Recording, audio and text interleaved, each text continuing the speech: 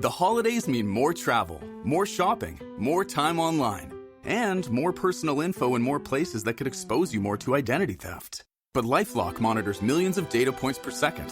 If your identity is stolen, our US-based restoration specialists will fix it guaranteed or your money back. Don't face drained accounts, fraudulent loans, or financial losses alone. Get more holiday fun and less holiday worry with LifeLock. Save up to 40% your first year. Visit LifeLock.com/podcast. Terms apply. This episode is brought to you by Netflix. So, Netflix is basically Santa this year. 2 NFL games on Christmas Day, streaming live. At 1 p.m. Eastern, it's Cowboys, Commanders. Then at 4:30, you've got Lions, Vikings. Midwest football, playoff stakes. Watching holiday football is a tradition the whole family can enjoy. Settle in and watch the NFL Christmas Day games. Live today on Netflix, starting at 1 p.m. Eastern. This podcast is brought to you by Carvana. Carvana makes car selling fast and easy from start to finish. Enter your license plate or VIN and get a real offer in seconds, down to the penny. If you accept, Carvana will come pick up your car from your driveway. Or you can drop it off at one of our car vending machines. Either way, you get paid instantly. It's fast, transparent, and 100% online. Car selling that saves your time. That's Carvana. Carvana. Pickup fees may apply. At IKEA, your dreams can come true. Well, maybe not the ones where you're being chased by a monster. We're talking about kitchen dreams. And there are IKEA products and solutions for all of them. Whether it's a whole new kitchen, a statement glassware set, or just new cutlery. If you got big dreams or small dreams in any size or budget, IKEA can help you bring them to life. Visit IKEA.us/dreamkitchen to learn more. Dream the possibilities. Happy holidays, fellas. We are back, and we're going to talk about some football, the gift that keeps on giving in the holiday season. Welcome, Frustrated Chicago Sports Fan Channel. As always, we are platooned, gathered here with my NFC North bros, my guys, the only fans of the Vikings and Lions that I could tolerate. Dave. I didn't like that. I didn't like the only fans. Dave. Well, I can tolerate a lot of only fans, but from these teams, I can only tolerate you guys because I love you guys. Dave, executive producer and man of everything as it relates to the Minnesota Vikings. How you feel? I feel great. It's Christmas Eve for those that are watching live, and those that watch late. We still welcome you if you needed a little escape from the family drama or whatever you're having. Welcome to the show. We want to wish everybody a very, very Merry Christmas and Happy Holidays from the Purple and Vikings First and Skull, along with everybody here to you all. Steve Foster checking in, one half of the dynamic duo from Detroit. All things Detroit, not just the Lions. Right. Tigers, Red Wings, Pistons, number one team in the NFC, in the Central Division and the Eastern Conference, Detroit Pistons. What's happening, my boy?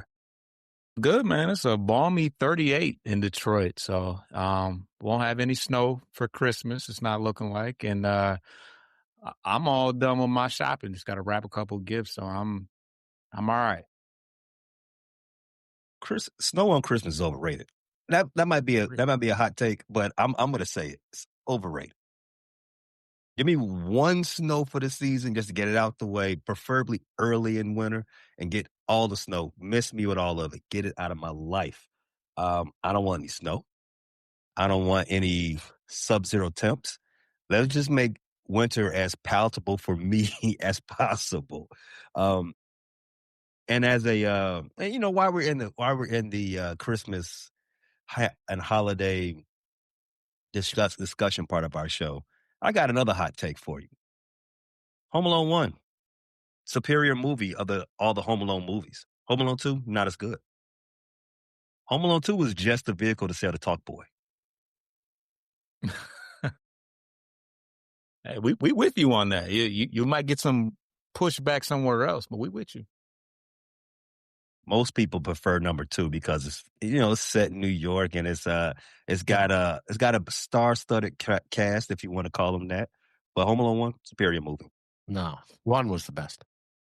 I agree. See, I like how we're all in symbiotic. Is the sequel ever better? Like, come on.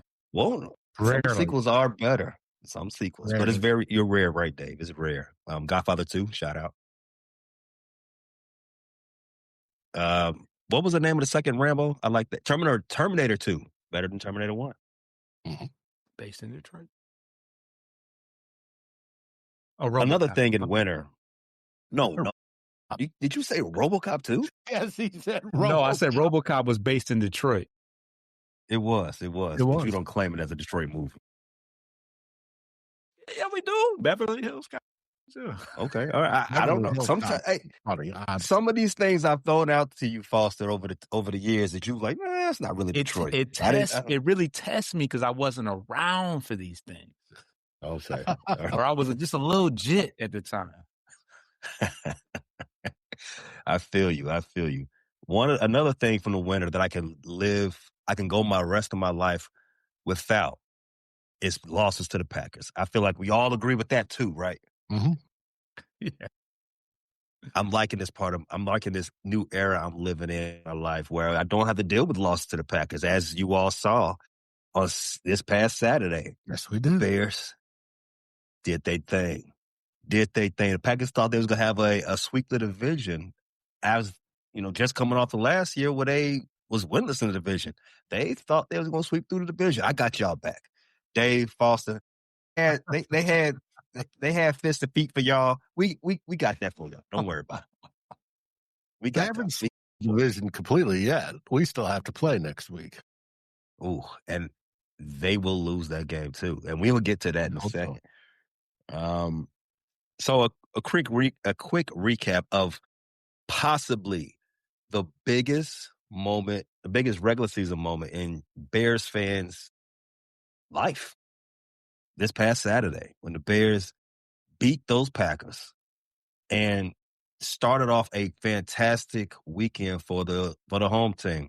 After that win, the Bears got a little bit of help from this from the Pittsburgh Steelers and was able to clinch a playoff berth first time since 2020. Once a decade. We give it to you once a decade. Well, yeah, make a Super Bowl once a decade. We'll take that right now. The Bears are not on a once a decade type of schedule. Well, we got to get that one first to switch some things around after the disastrous era that we had following Lovie Smith and Matt Evers, them guys. Talking to a lot of Bears fans, my co-hosts especially, it does feel like Saturday was the pinnacle of our fanhood. If you were born after 2006, Saturday was your zenith. You don't have any idea what it was like living in an era in which the Bears owned the Packers for a stretch of years. None. If you were born after the 70s or born after 85, like I said, after 2006, this right now is a feeling that you have no idea of. This is new territory. This is basically exploring Antarctica for the first time for a lot of Bears fans. Philip Williams did his best clip farming after the game winning pass. He's going week after week after week having the best pass of his career. We thought it was that pass to DJ the week prior to against the Cleveland Browns, but then he had to walk off the Packers. And there's nothing better than beating the Packers. There's nothing better, and there's nothing better than breaking their hearts at the buzzer too. So we've talked ad nauseum about it. But I want to check the temperature on you guys. Like, how were you all feeling watching that game? I pump it into my veins. I love anytime the Packers lose and lose that way. First, it was they can't Caius, and then you guys march down the field, and sure enough, you score, bring it into one touchdown. Then you got to declare the onside kick. Hey, it's just an onside kick. We got this, right? Boink. Nope. Chicago recovers. God, that was so funny. And then the drive, you tied it up, go into overtime. God, it was sweet. And then you held them, And then you came back down, and that, I got to admit, that last throw was a thing of beauty. I was dangerously at the point of cardiac arrest, Dave. when that pass was when I seen the ref walk into the field of vision with his hands up like this, signaling touchdown good. I was this close to passing out. My voice is just now starting. Chicago fans that did. I'm sure a lot of them was there bare chested out in Soldier Field, where it was, I think by that time of night, it was probably at about 14 degrees. They were probably loss of breath as well, probably very short of oxygen. Also, you're wondering where the paddles are. This is the year that the stadium needs to do the shock paddles for heart attacks. Well, yeah. You know what? That's where all the power went, because the Packers were complaining that the heaters wasn't working on the sideline. And you know what?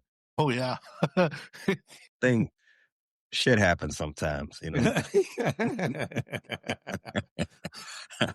Foster, how was it? Violin right there. Were you watching the game, Foster? I was, and it was bittersweet, to say the very least. I mean, I'm not gonna act like I was out there going all in for the Bears, but I'm impressed. I am a believer. I think that the Lions still have a good chance of knocking you guys off at the very end of the season, and hopefully it means something. But hey, the Bears, I'm impressed with Caleb and the team as a whole. I think you went into the final quarter, it was what, 9-6 or something like that? No, I don't think. No, it was when the fourth quarter started. It was the Bears didn't have 6 yet. I don't believe they still had 3 points, and I believe it was. It probably was 9-3 at that point, because I think they did score there. I think that one touchdown Malik Willis did throw was in the fourth quarter, would have got to 16-6 at one point.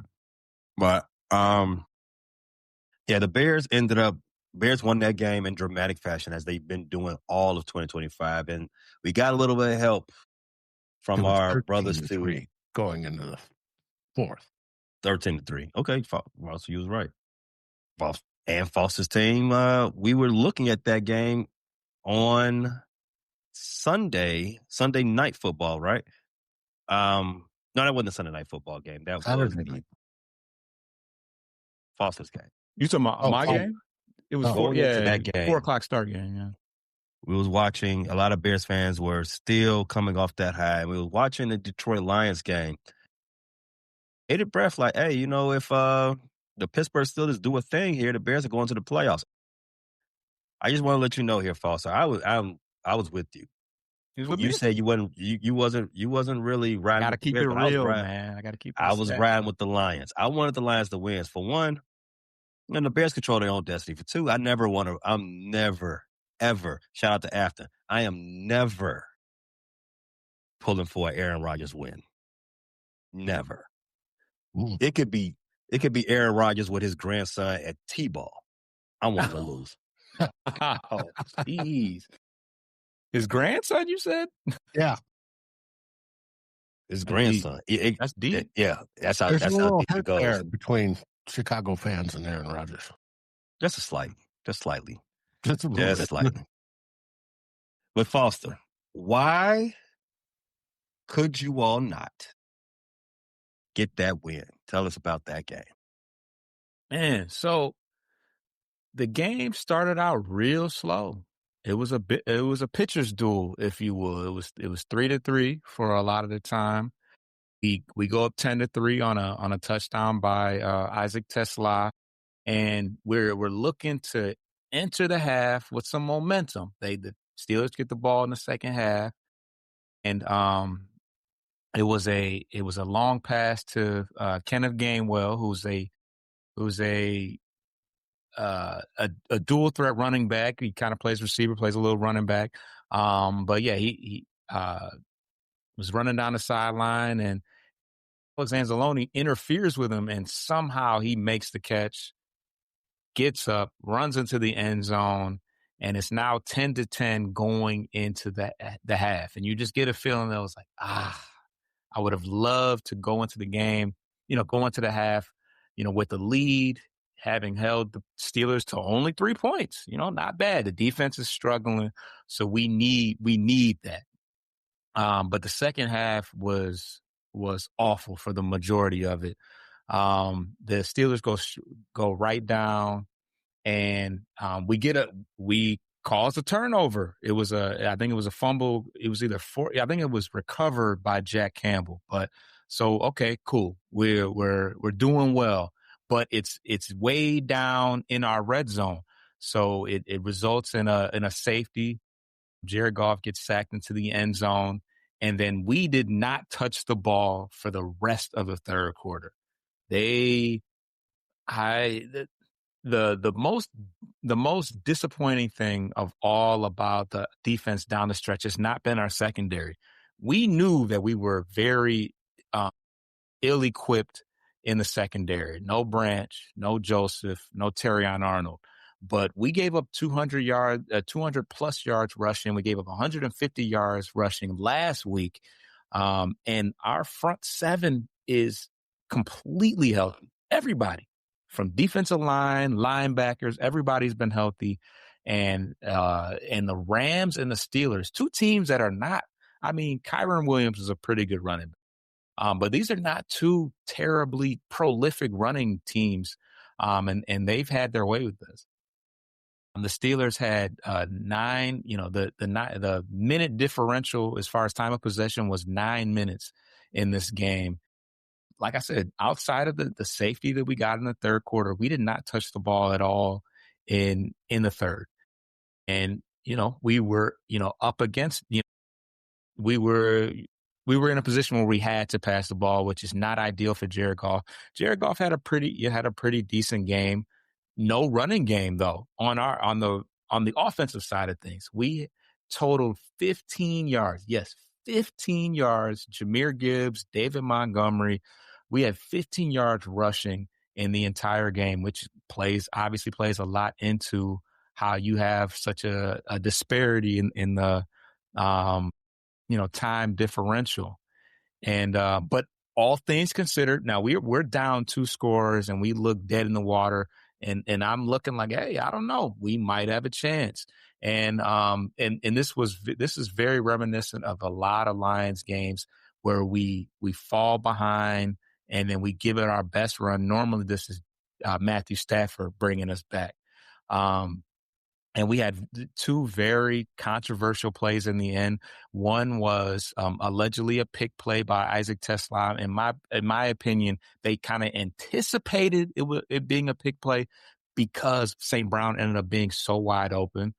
And then we got one more opportunity at it. Now, this one, me personally, and between our cast, between me and June, we split on this. He said, I don't know if that was offensive pass interference, but Amon-Ra St. Brown did, Ramsey is kind of sitting in his zone and he's standing stationary. So St. Brown initiates, the contact, pushes off, makes the catch. Now he's still short. He ends up, catching the ball around the 1.5 yard line. And we look dead in the water. He pitches it back to Jared Goff of all people. I don't know if that was, I think he was just trying to continue the play. I don't think this was designed in any way. But he runs up. St. Brown tosses it back, and it's not whistled dead. He catches the ball, gets tackled into the end zone, and we might have something here. They have a long, drawn-out talk about, what they're going to do there. And then the referee kind of, fumbles the explanation because he says, what does he say first? He says, it is a touchdown. And then he says, offensive pass interference. And then he doesn't really explain that, or maybe he does. Maybe I'm just fogged up in the moment, but he says that due to that play, the game is over. So the crowd's going crazy. They're under the impression that the touchdown ends the game, but really it's the offensive pass interference nullifying it because there's no time left. and that's the game. And that's how the game ends. I hated the pick play, offensive pass interference. It took me a while to see the St. Brown one because they didn't review it on the screen. They kept it on the referees. So it took me a while to even know what happened there. But to me, it was pretty blatant. If that had happened if the Lions had went out like that, where DK Metcalf pushed off of somebody, and I would have been like, whoa, that's a blatant one. But some people say that was kind of weak. They've seen worse. So it is what it is. So that was the game. We're now, the game ended at 29-24. We're now 8-7 with a slim chance to get into the playoffs, but there is a chance. Dave, OPI or no? That play was flat out OPI. The one before with Tesla was not. I felt like Tesla, that pass that he could have caught in the end zone to I guess, win the game, I feel like there might have been a little bit of pass interference on that. On that one? I don't even know. You might be right. No, that was too close. But with the one at the end, he shoved him. All I had to see was the arm extension. Pushed him a couple yards back. And it wasn't mutual. To me, it wasn't mutual, combat. Ramsey was standing flat-footed in a spot, and Brown created some, he created, and it sounds like I'm just totally whatever, but yeah, he created space so that when the pass got to him, he had some separation. And I just feel like you can't really do that. Part of the whole problem of the issue, one, it took him over 3 minutes to review the film, which 3 full minutes is a boatload of time. 2 minutes is. 3 minutes is ridiculous. One, he stopped his forward progress because when he lateraled the ball, he was like 6 yards back. Yeah, it was. It was.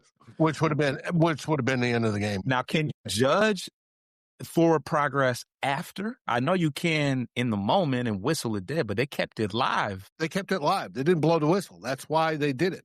So can you go back and say, "Oh, stop his forward progress. It's over." You can't. It doesn't work. Which there may have been a second left on the clock. I don't know, but who knows? But they let it roll. You had the lateral. So you're saying that it could have stopped. There could have been another play, is what you're saying? If there was time left on the clock, yes. When the forward progress stopped. Right.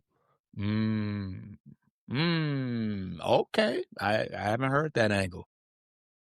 Now, I don't know if there was exactly at the time. I don't remember, but I know that was one of the talking points on our end.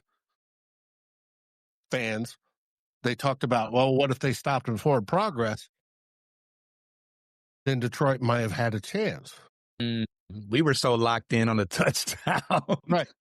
And then everybody thought, well, there's a penalty, we'll get another play. No, that's not what happened. You get offensive pass interference, it's done. It's 10 seconds off the clock no matter what. You can't end the game on an offensive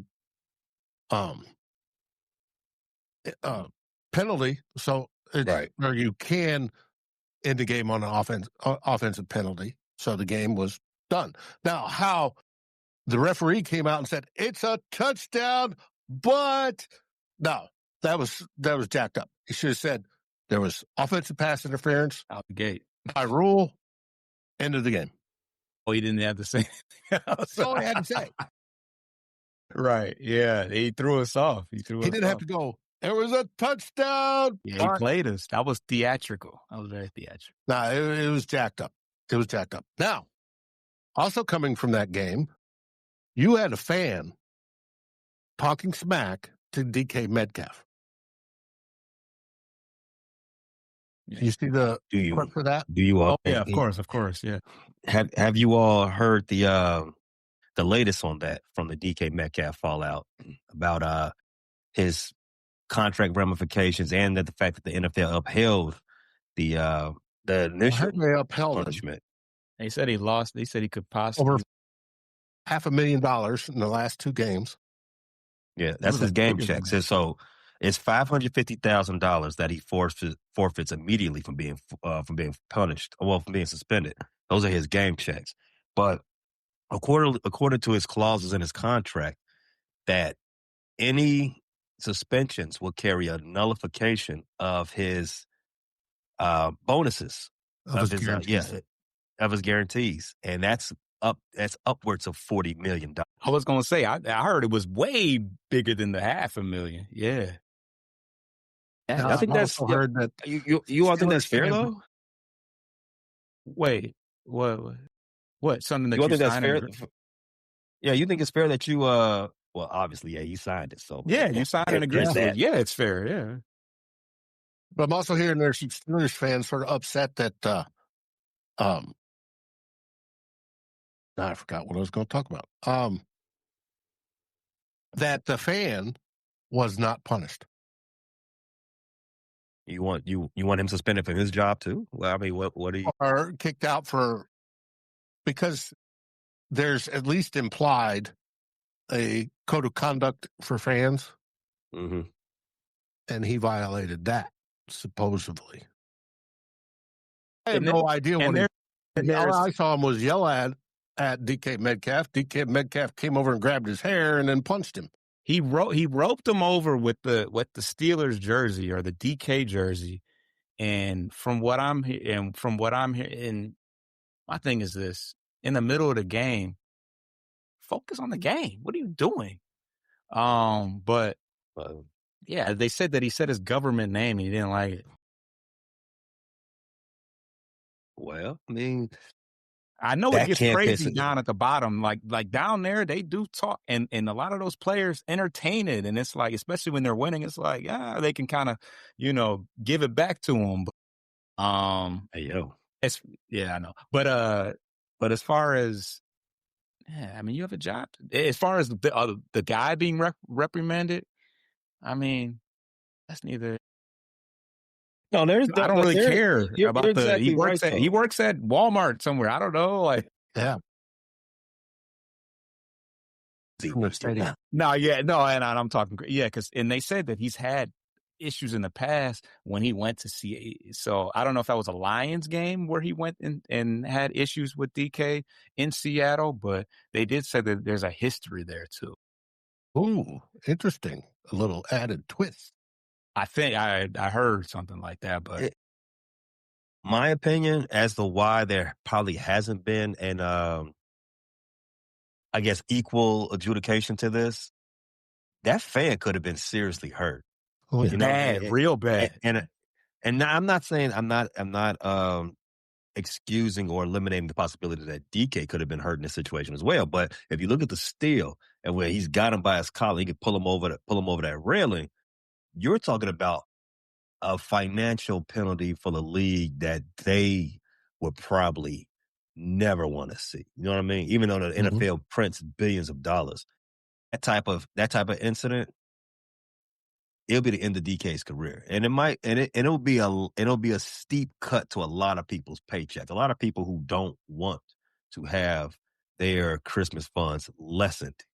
They got to give back a yacht, if you hear what I'm saying, and don't want that. I know when he grabbed a hold of him, I know he was. You're hanging over that thing with that strong man, like, oh my God, that had to have been scary as hell. But yeah, but again, the onus. I think we all agree with this before we switch on over to the Vikings game of the Week 16. I think we all can agree that professional athletes, we got to remember the part that becomes first in that, and that's the part of being professional. If things like that are going to happen, you've been dealing with that the whole time you've been an athlete. You gotta be laser focused. You gotta have that tunnel vision. Yeah, you're the best. Get back in that tunnel vision. You're the best of the best in high school, junior high, college, and now you're a pro. You've dealt with people that have been yakking at you. Right. on the field. On the As field. the kids say, as the kids are saying nowadays, lock in. Lock in. Dave, you guys are now 7-8 on the season. As a season that you at one point said this is a disaster season. Now you're one game under 500. Dave, how did you get there? But it's still a disaster season. We got there because we defeated the New York Giants. And the New York Giants, they basically have checked out, unfortunately. It was a low-scoring affair the whole game. There wasn't much going on. J.J. McCarthy was making some good decisions, was what we wanted to see. But after he rushed for the touchdown, which was a great save because wide receivers weren't open, he saw a lane, ran in, touchdown. There's a debate whether it happened on running in for the touchdown or 2 plays actually before he was taken out. He hurt his hand, his throwing hand. Now, 2 plays before the failed, he was dirting the ball on a blown up screen, and he got blown up in the process, and it was a strip sack fumble for 6.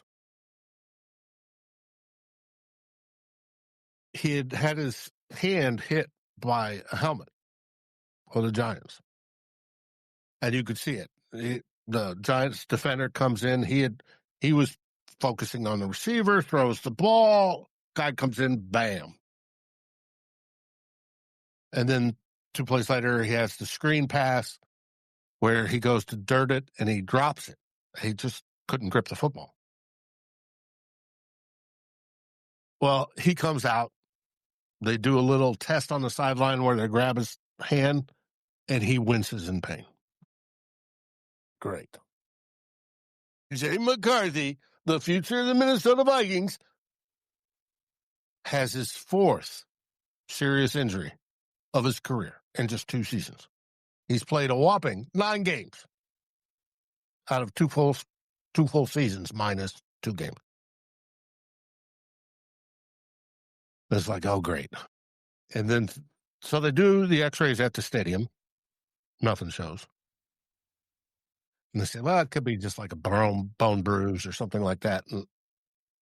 And I'm sitting there going, no, not if the med guys apply pressure to your hand and you flinch like that. No way. I had early fed information that most likely it's a spiral fracture or a microfracture. Well, they did some further testing on Monday, find out it's a microfracture. He's done for this week. They say he still may play in the final week against the Packers, but he's done for this week. So Max Brosmer came in, and Max did real well, and we won the game, which was great. Max Brosmer is now going to start this week, as in tomorrow, on Christmas against the Detroit Lions. But the biggest controversy is J.J. McCarthy injury prone? He's had 4 documented serious injuries in less than 2 years. 5th, if you want to call a bruise on that right throwing hand after we played the Ravens. Hey, our center, Ryan Kelly, went out again with his 3rd documented concussion of the season, and his 6th or 7th of his career. It's questionable whether he even comes back, which is a shame because he's so good. But I told my fans he selected the wrong helmet when he upgraded his helmet. He went with the Rydell and the bump cap, or the Guardian cap. And the Guardian cap is not approved by the NFL Players Association, I found out today, which is interesting because it causes more friction. And they think that causes problems. Helmets are designed to be slick and deflect blows to the head. If you have friction, it generally causes more neck injuries, but it stops when you collide versus sliding off and distributing the hit. Think of how they design cars now for safety. Well, Right. he's going to be out. He's in the protocol. I severely doubt he'll be ready for tomorrow. And I think they've already called him out. And then in the last week, I doubt it. And then we've got him under contract one more year, but he may just retire. 7 documented concussions, not to mention all the undocumented ones. It's bad. What? Getting dangerous to that territory that we don't want to think about. Right. That Antonio Brown type of territory. You're really messing with CTE in the future. So, but we've won 3 in a row. If we win our last 2, there'll be 5 in a row. Kevin O'Connell has had a 5-game win streak in each of his previous 3 seasons. Question is, will he have one in this season? There's a possibility. All we got to do is beat the Lions this week, tomorrow, and then the Packers in week 18. And there'll be motivation to do that. Yeah, of course. Well, it's the Packers. That's the motivation. Beat them. You got that right. I would so love to have that happen. I think your season's been a roller coaster. You had the vibes coming in. There's been a lot of bad losses. There's been a lot of injuries, but in particular to your franchise quarterback. I think the whole offensive line has been we're again with a different combination this week.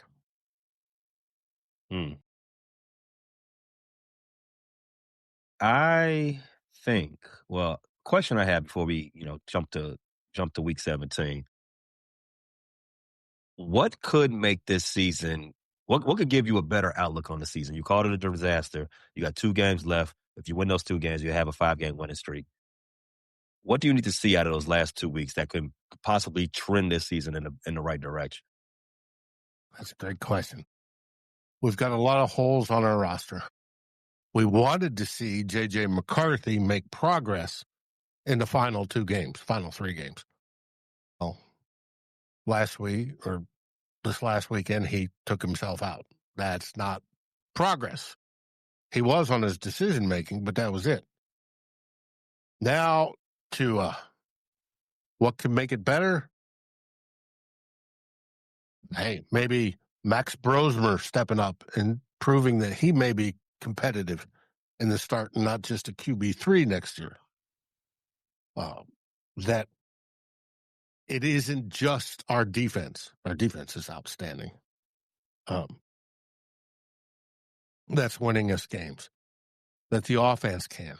Aaron Jones had a great game, and he stuck it out through a twisted ankle. That team seems to get it together, at least push for wins these last 2 weeks. That's what I'm hoping for.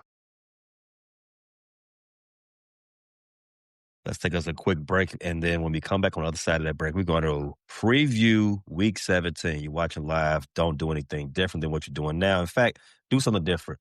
Shoot that share link to a friend. Tell them to come watch live with you. If you're watching on audio, you do not press fast forward. Check out our ad partners. They got something they want to holler at you about. It's going to be very interesting. It's something good. You definitely want to hear it. We'll be right back.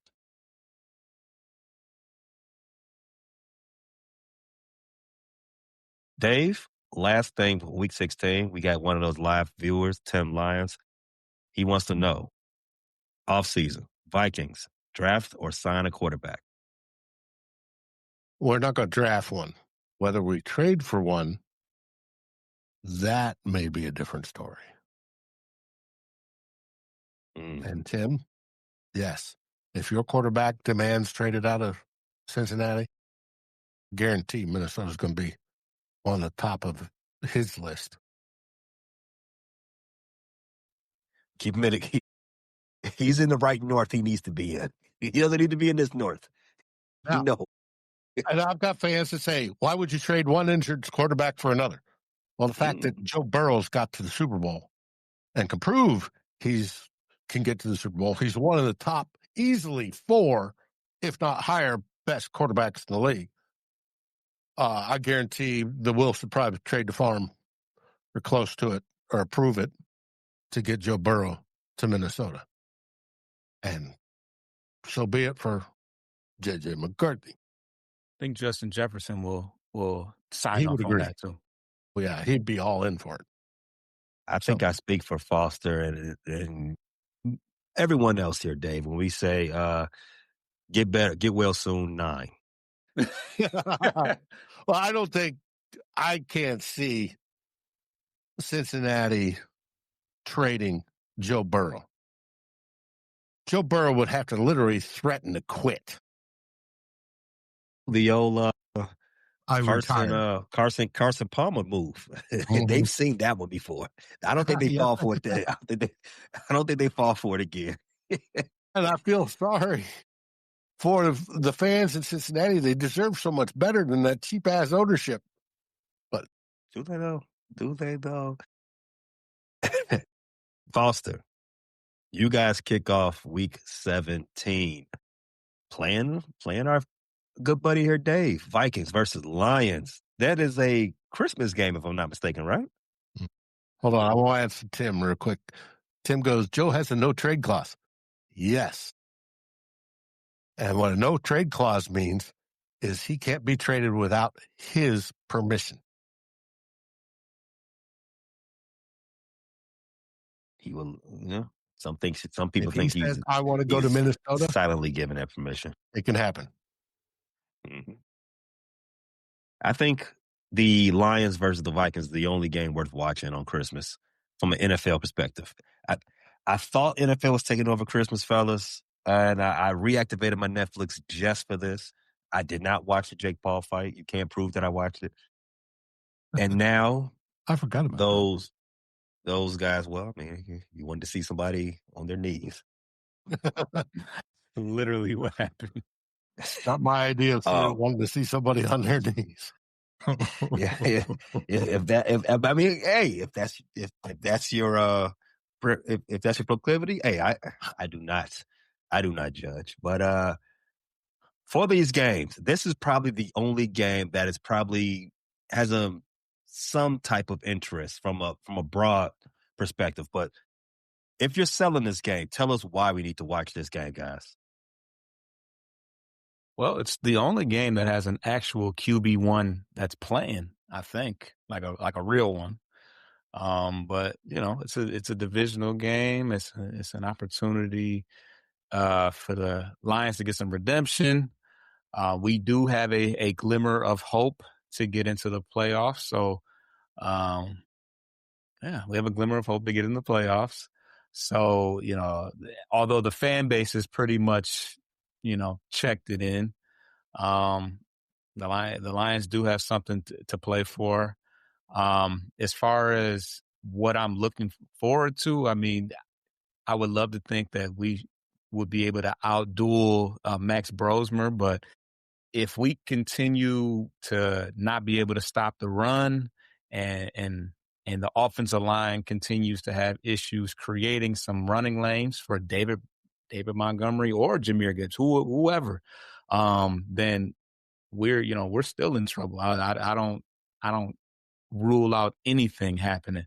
But the one thing I didn't talk about in the last week's stuff is the mini controversy as far as David Montgomery is concerned. He had a cryptic post with his jersey, and somebody, commented under the post, basically, saying, hey, I feel for you, and, you need to go to a team that, is going to, give you the usage that you deserve.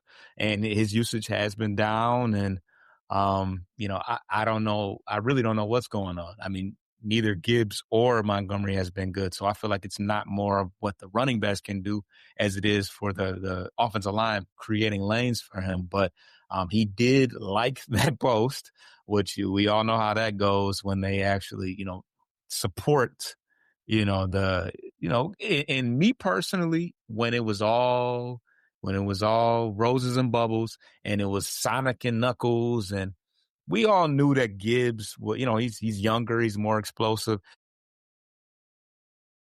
Although they played it very good as far as like, hey, we're best friends and I'm rooting for him and we're both going, in the back of my head, I'm thinking that, yeah, Montgomery only has so many years left of his, of that, RB1 potential.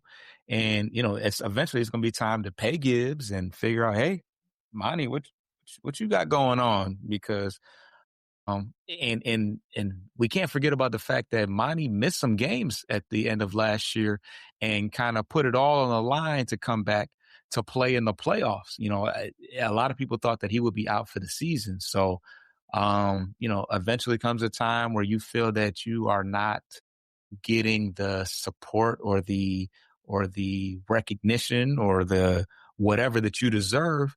So something tells me they're going to make a conscious effort to get Montgomery going. I think the last shining moments he had was actually in the Thanksgiving game, where he was the one that kind of, made us push forward and got us going in the right direction versus the Packers. So we see how that ended up, but yeah. So there's some interesting things going on, and we're not quite dead in the water, but I'm not holding my breath about it. That was long-winded. Dave, you guys are a 7.5-point dog in this game. I'm seeing 6, but okay. We'll take it. According to CBS right now, 7.5. Yeah. I've got what do you need to see out of the Vikings in this game? Yeah, that we play like we did when we played them the first time. As Foster knows, we defeated the Lions in Detroit the first time. Now, talking about those running backs, we held them to, 60 some odd yards of the game? And yeah, we'll have to do that again. The problem with the Lions coming in is they're facing a top 5 defense, without a doubt. The Brian Flores defense has not allowed a offensive touchdown in 6 games, 5 games, 6 games in a row. That's a lot. Last week, the Giants scored on a fumble recovery, run back, strip sack for 6 points. Our defense is good. The offense is where we have question marks, but our defense is good. So we went into the last game against the Lions hoping to shut down Gibbs and Montgomery because that was their biggest threat. We knew how they were dominating in the run game. We shut them down. Their offensive line has gotten more banged up since then. And it's a hodgepodge. I complain about how ours is on like the 15th different iteration on the season. Theirs is close to it as well. So it's going to be interesting to see. Now, are we going to pressure Goff? Goff doesn't throw well under pressure. That's already documented. What does Brian Flores do? He brings all sorts of blitzes and pressures. Going to be interesting. So it's going to be our defense against their offense. I do believe our defense will prevail. Now, the question is, can they score enough from that offense, from Gibbs, from Montgomery, from Goff to St. Brown? And I saw your injury list today there, Foster, and it's a mile long. Literally, there's like 14 or 15 players on it. That's question. A lot of them are questionable. But yeah. Yeah. Oh, there's 2 out, and all the rest are questionable, including St. Brown. Now, I fully expect him to play. Yeah. But we will see. It's going to be interesting, offense versus defense. Their offense, our defense, how it's going to play out. If our defense holds them to, field goals or no points scored, I do believe Max Brosmer, who's going to start for the Minnesota Vikings, and only his second full start, and his first one was a disaster. If he can complete balls to Justin Jefferson and Jordan Addison, speaking of Addison, I don't know if you guys saw his drop touchdown. Beautiful pass by JJ last week. Caught it, both hands, into his chest as he rolls into the end zone and out. Just stupid. But if Justin Jefferson, Jordan Addison, TJ Hawkinson, Jalen Naylor hold on to footballs, because Max Brosmer throws a good football, I think we're going to win this game. But it's going to be close. It's a tough opponent. It's interdivision. Every time we play some team in the division, it's a tough game. And goes for all of you. Give me a score, Dave.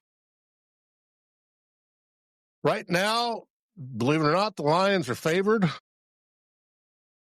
They're favored to win 27-17 is what computer's telling me. That means we score 17 points. I don't think they score 27.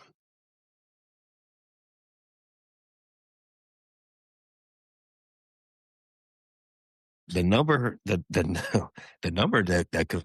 jumped out to me first when you said that was a 17 from Max Brosmer. Okay, like the Lions defense is kind of banged up. I get it. Give me a score there, Foster. I don't know. You said the computers told him, so I don't know what to say now. But computer says Lions win 27-17. I expect a lower scoring game than higher scoring game. Agree. The over-under is between 42 and 44 points. So, yeah, I'm thinking but I'm not so sold on our defense either, so I don't know. I say... Let's talk about your defense. You've got Hutch, and you've got your middle linebacker. Campbell. Even the Ancelonis, those are the only two that I feel threatened over as good as playing outstanding football. Anceloni's played meh this year. Yeah. Everybody else has been hurt. Even with what's his face at the other edge. Muhammad. Not Muhammad. Muhammad's even dropped off. But Davenport. Yeah, Davenport. Davenport was healthy, and he hasn't done squat. Nope. Your secondary is just absolutely beat. And then Avonte Maddox is out too, and he's a backup already. It's just you guys are hurting. The front seven isn't hurting though. That's the killer. You got Davenport.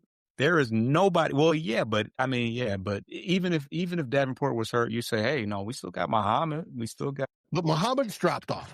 Yes. Which is why he is who he is. Plus, Muhammad. Every time we turn around, we're looking at Detroit highlight. Muhammad's making a sack. And now he's got 9. He's got 9 sacks for the year. And maybe this is the game that because it's been spurts for him. it's possible. We've got Christian Darisaw's out for the rest of the season, so you'll have School at left tackle. We have Ryan Kelly out at center, so you're getting Michael Juergens as starting center because they don't want to put Blake Brandel in because Blake Brandel may have to play right tackle for Brian O'Neill, which will fill out Blake Brandel's bingo card. He will play at all 5 positions this season on the offensive line. And I don't know. Your defense is hurt beyond hurt. Can we outlast them? This is the question. Can Max Brosmer make this road?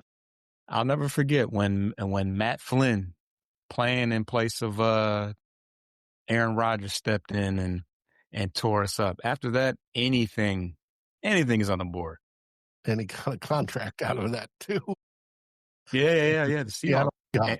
And proceeded to never play good again. Yes. Got paid off that one though. And we were in the playoffs that year, but I think we squandered something, that home field advantage in the first round or something like that. I'll never forget that. It's going to be fun. Now, tomorrow's Christmas. So I want everybody that's watching to enjoy their Christmas. If you watch the football game, watch us. What's going to be unique about it is it's our winter whiteout game. We debuted those uniforms last season. It's our solid white uniforms, the light purple with the icicles on the numbers, little sparklies, all that sort of, it's pretty, it's cool, it's good, and versus the Detroit Lions black and blue uniforms, the solid blacks. So it's going to stand out. Should be a good game to watch. And if you want to watch, by all means, join us. We're up against the clock, so fellas, give me a score for the Ravens-Packers game. Depends if the quarterbacks play. I need Jackson to play. This is so pivotal, we want Jackson to play. Love can sit it out because he's injured too. Bonk on the head. The line on that game right now is the Packers are favored by 3. I'm going to go ahead and say that the Ravens, they're both of these teams playing for the season. I'm going to give it to the Ravens. Surprise, surprise. Surprise, surprise. 2017. I don't care who the quarterbacks are. As far as the Bears. Then we get to the Bears on Sunday night. Sunday Night Football, the Bears play the Niners. It is a rubber match. I believe both these teams have played each of the last 2 seasons. The Niners destroyed and embarrassed the Bears last year in a cacophony of embarrassments the Bears had last year. It's a new day coming. The Niners are one of the quietest playoff seasons you've ever seen in recent history. They just keep churning out wins.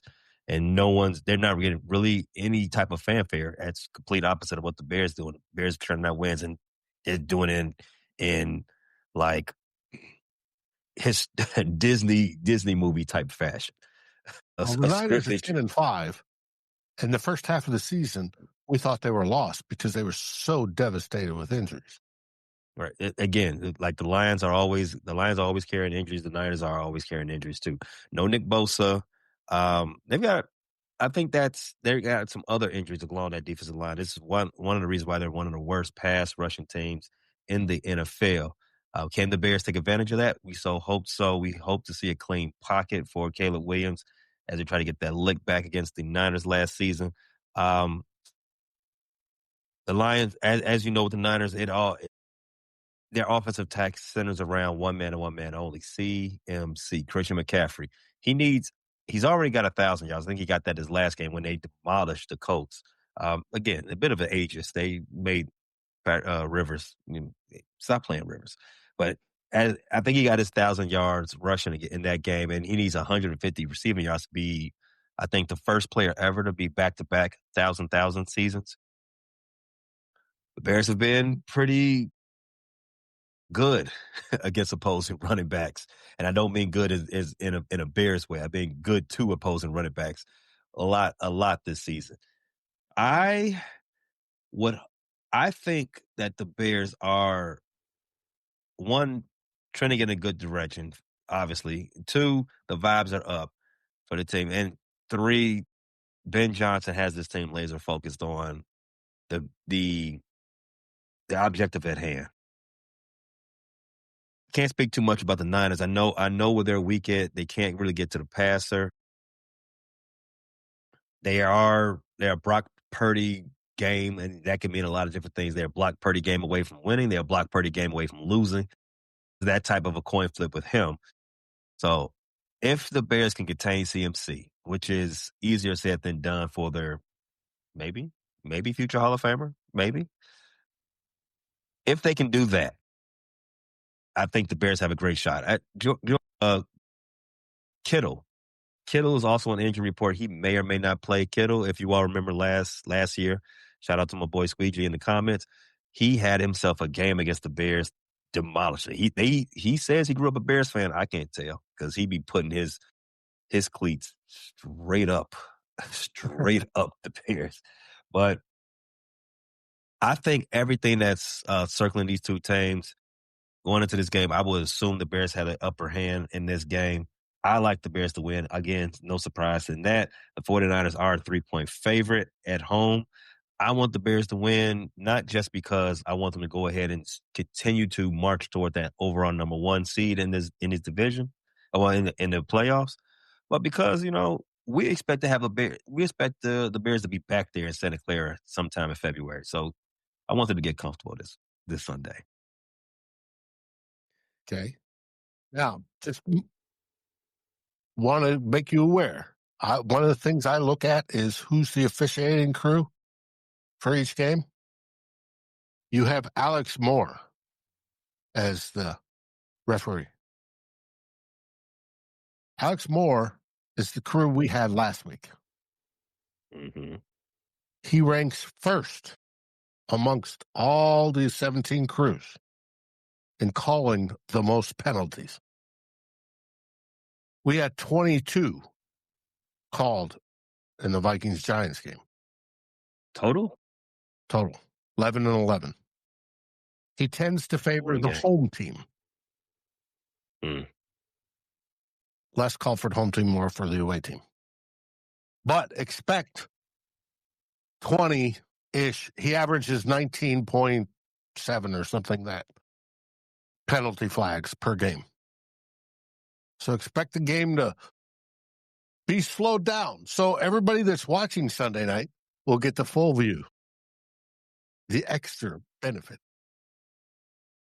of a crew that calls absolutely everything.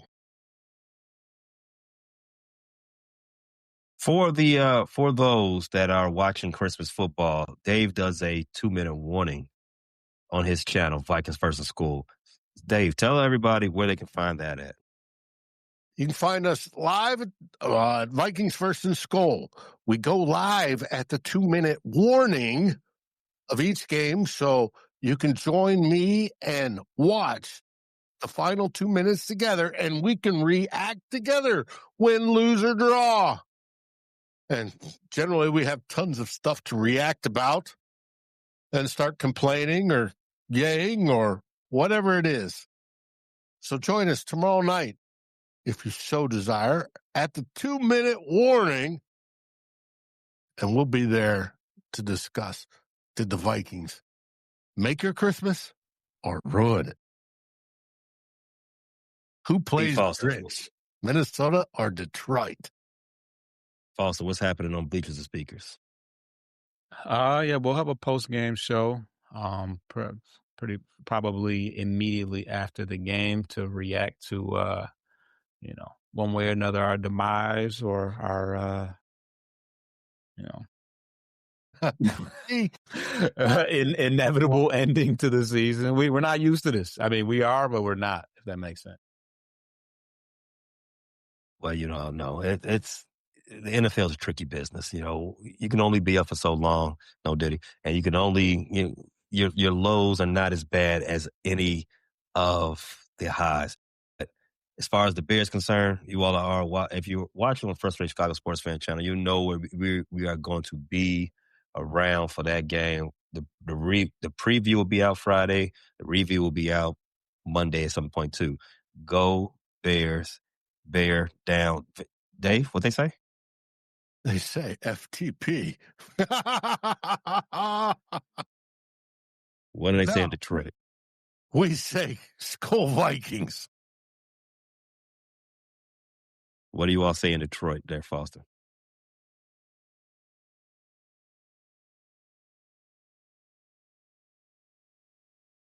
Happy holidays, everybody. The Bears. The Bears. Thanks for listening to this latest episode from the Frustrated Chicago Sports Fan Channel. Don't matter if you listen to this on Apple Podcasts or Spotify or watch it on Twitch or YouTube. Make sure you like, subscribe, share with a friend, hit the notification bell so you never miss a drop. And to all the guys from Chicago, we say three things. Bear down, go Cubs go, and sell the team, Jerry.